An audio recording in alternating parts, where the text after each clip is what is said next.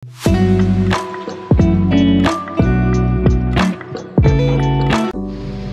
guys, ito. Nagluluto ako ng ampalaya.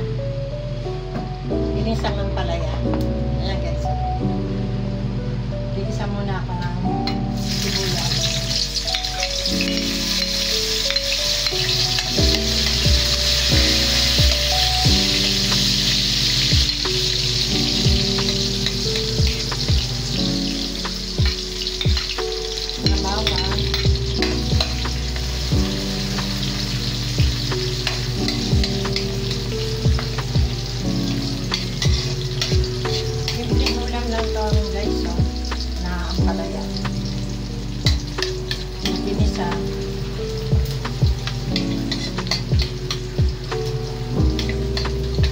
Walang sahog to, kundi ewan ko, tatry ko lang itong meron ako nakita sa rep nito kung pwede maging isahog sa ampalaya yan.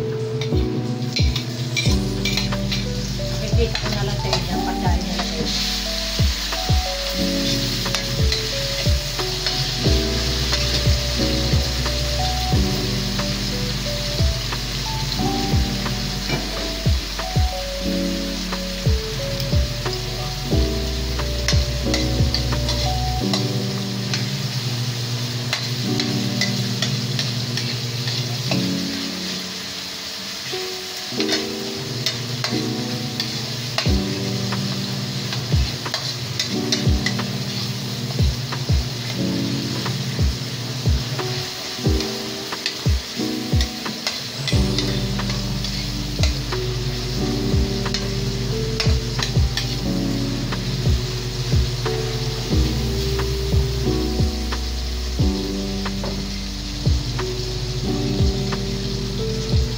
Nakikita niyo ba ito?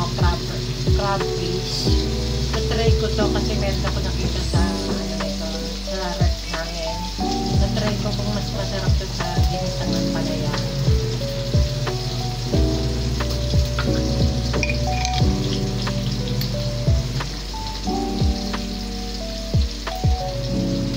Lagay tayo ng kalahati ng kutsara lang.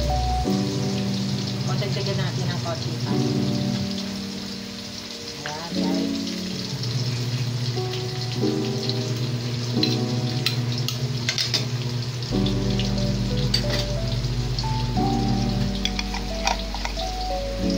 Ayan guys, oh. Sinama ko sa ginisa. Siguro pwede ito kasi nabibisa naman tayo ng ampalaya na merong alamang, diba? Pag hindi natin try mo ito na mag-ibang version naman tayo para mahalin natin mas masarap nito.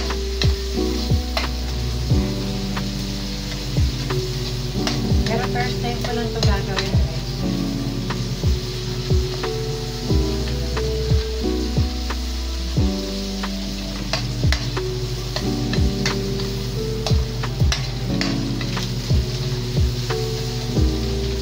Kailangan meron tayong mga technique sa pagluluto, marunong alam natin kung paano natin gagawin yung ano yung makakasarap sa ating pamilya.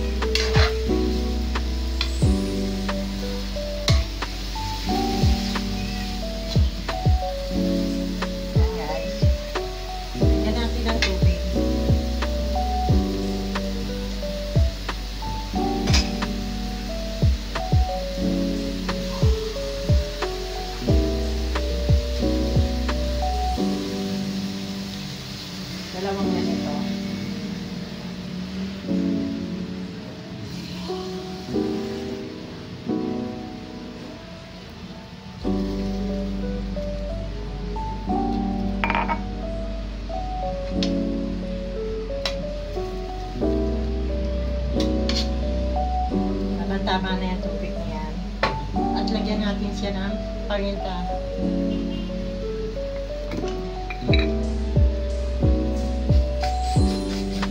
Ang paminta lahat yata ng ulam kailangan lalagyan ito.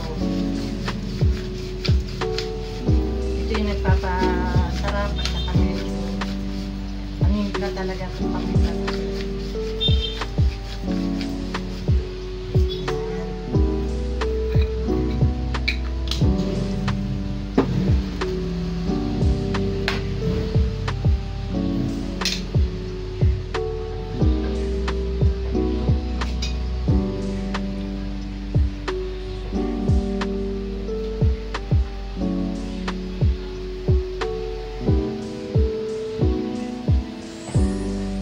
Guys, itong itlog na ito babatingin natin. Maglalagay din tayo ng 3 itlog.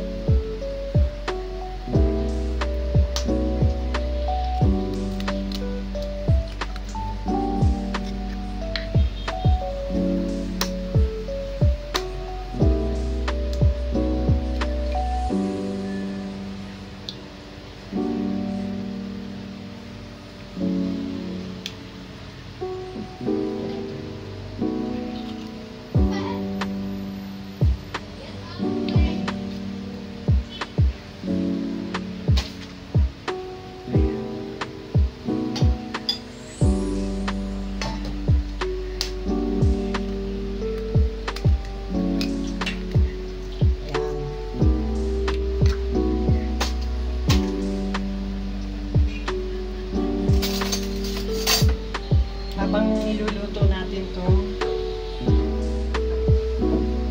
ang palaya, ihanda ko na itong patbate.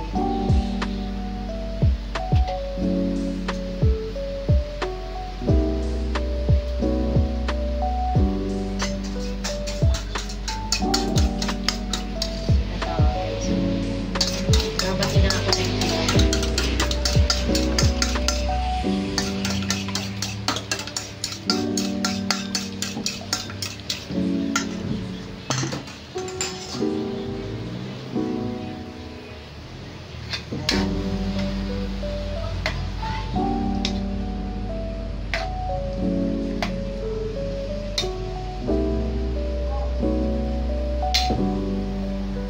palalabutin lang muna natin itong palaya bago natin ilagay doon at titimplahan ka na. Guys, ito, lagyan natin ng patis.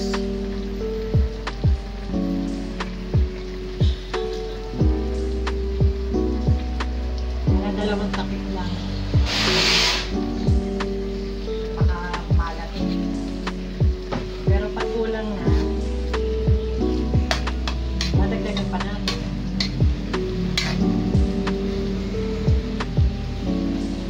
Medyo hilaw pa yung palaya eh. Kasi guys, hindi sa amin masyado kumakain ng palaya pagka medyo lang, half cook lang. Medyo para ayaw nila eh. Gusto nila yun talagang luto yung palaya.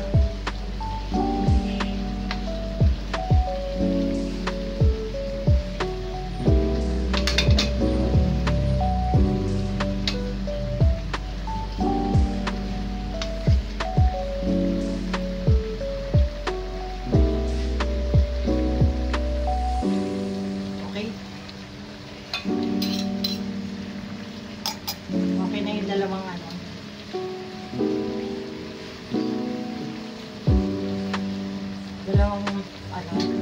takal ng takip ng patis.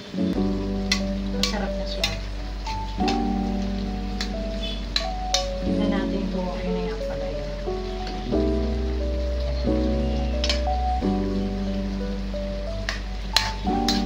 Okay na to.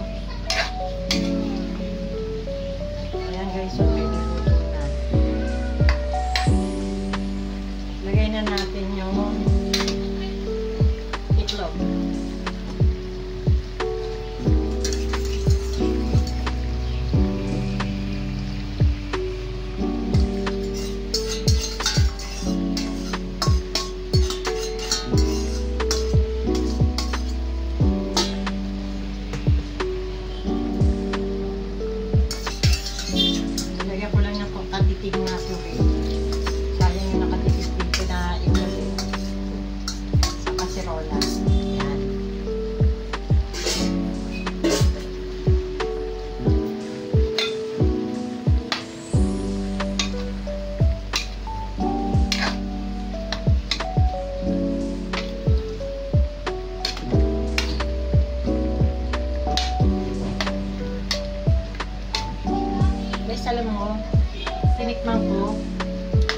pwede rin pala yung crabs guys.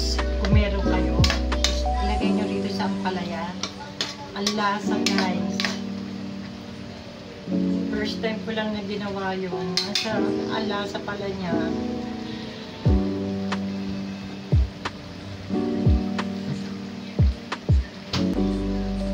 Ito, kasi alam ko pwede ito sa mga gulay, pwede yan sa ano, ito.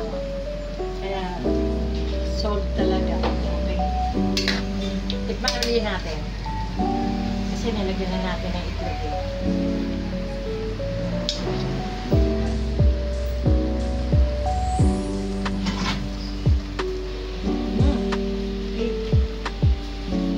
Perfect. Medyo hindi siya masyadong maalat ng ampalaya ko. Kasi alam niyo na naman dito sa amin. Ayan guys, oh. Ignore mo. Ayan guys. Hirap. Kasi nagsosolo lang ako nagka-camera eh. Ayan. Sarap. Ayan guys, papatayin ko na itong apoy at luto na to. Kasi baka naman malabog itong ano.